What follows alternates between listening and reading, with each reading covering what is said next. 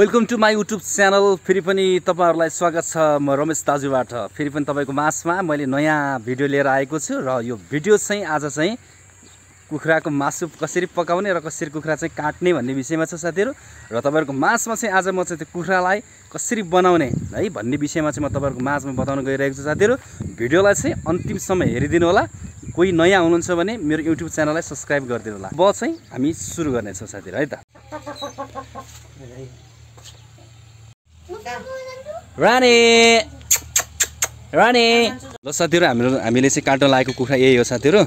अब यो कुखुरालाई चाहिँ हाम्रो बाबुले काट्दै छ र यो बाबुको नाम चाहिँ सुरेश हो र हामीले यो कुखुरा चाहिँ कटिङ गर्दै छौं साथीहरु है त। भिडियोमा रहनु होला।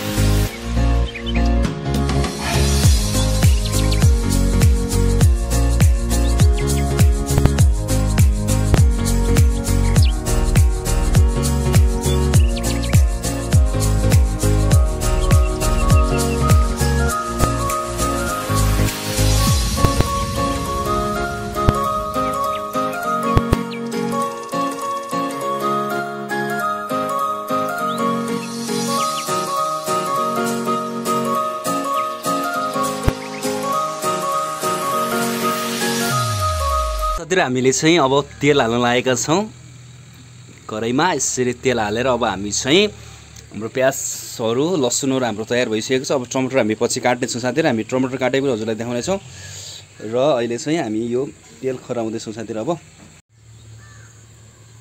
हामीले चाहिँ नयाँ प्रकारले बनाउन लागेका छौं। अब हामी चाहिँ यो प्याज हाल्नुभन्दा अगाडि चाहिँ मासु अगाडि हाल्छौं साथीहरु। मासुलाई हामीले रोस्टो जस्तो बनाएर अनि हामी बल्ल ग्रेभी टाइपको हामी बनाउँछौं साथीहरु। यो चाहिँ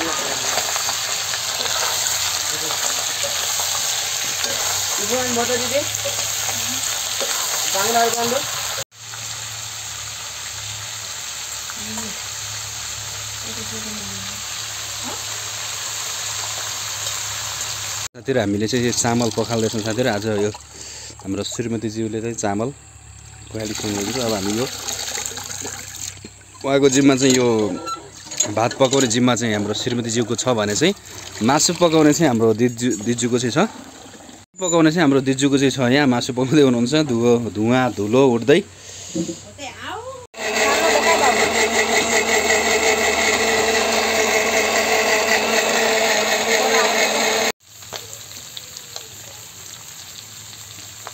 ल साथीहरु हामीले चाहिँ अब यो मासुमा चाहिँ प्याज हालिम साथीहरु अनि प्याज हालेर हामी यसै गरी हाम्रो यो चाहिँ जिरा छ हजुरले देख्न सक्नुहुन्छ यो जिरा पनि रेडी भइसकेको छ अनि एकछिनपछि हामी यो हल्का प्याज पाकिसकेपछि हामी जिरा पल्ला हाल्छौं साथीहरु यसमा चाहिँ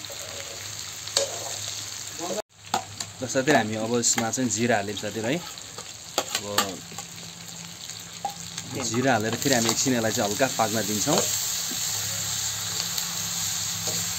आरामसँग चलाउने साथीहरु अनि यो चाहिँ विशेष गरी साथीहरु सक्नुहुन्छ भने हजुरले ग्यासमा भन्दा यो बाहिरै आगोमा पकाउँदा राम्रो साथीहरु किनकि यो हाम्रो दाउराले एकदम मिठो स्वाद दिन्छ र यो कराई पनि हजुरहरुले फलामको युज गर्दा राम्रो साथीहरु है त फलामको कराई युज गर्नुभयो भने यसले चाहिँ तपाईलाई आइरनहरु दिन्छ सिल्भरको त्यति राम्रो चाहिँ हुँदैन साथीहरु सिल्भरको कराईमा पकाउनु भयो भने अलिकति स्वास्थ्यलाई हानिकारक पनि छ भनेर भन्छ साथीहरु त्यसकारणले हामीले सकेसम्म चाहिँ हामीले फलाममा पकाउँदा राम्रो साथीहरु है त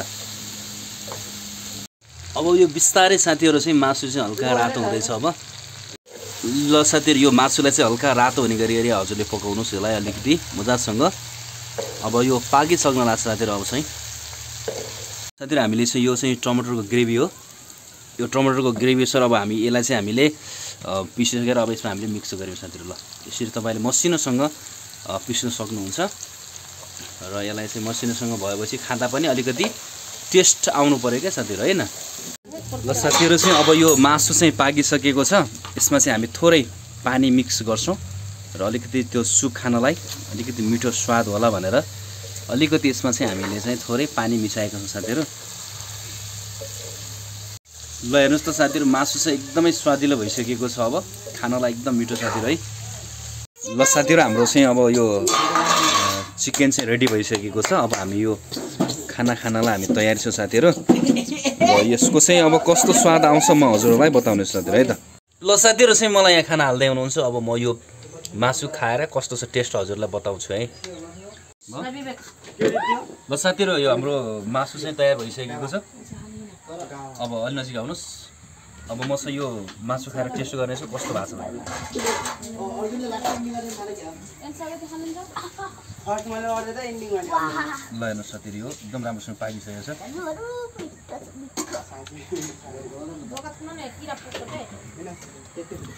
कस्तो मिठो साथीहरु एकदम दामी भएको साथीहरु ल